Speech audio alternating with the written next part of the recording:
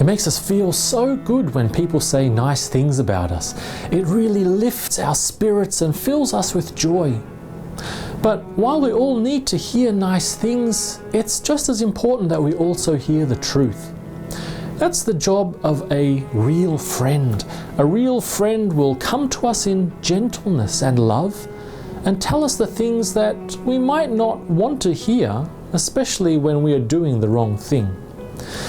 In the church and in our faith lives, we face the same temptation to only want to hear good things instead of the truth. So we open our ears to the things we want to hear and then we ignore everything else.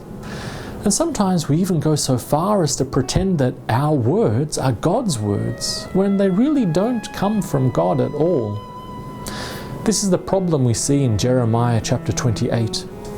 Hananiah stands in front of the people and tells them what they want to hear, that the exiled Israelites will come home soon and that the temple will be restored.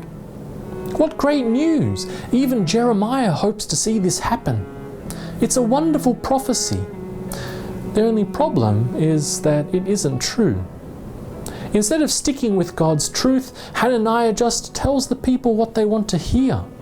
So the responsibility then falls to Jeremiah to tell the Israelites the truth about God's plan. No, their suffering is not about to end. Instead, it's going to get even worse. Today, whether we are pastors or church members, our great temptation is also to attach God's name to things that we just wish were true, like Hananiah did. But that's very wrong.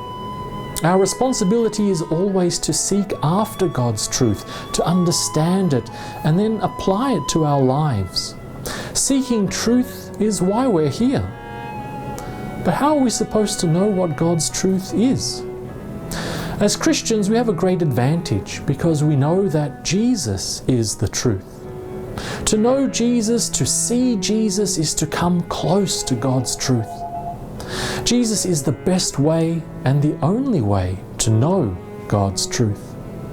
That's because Jesus is the way, the life, and also the truth.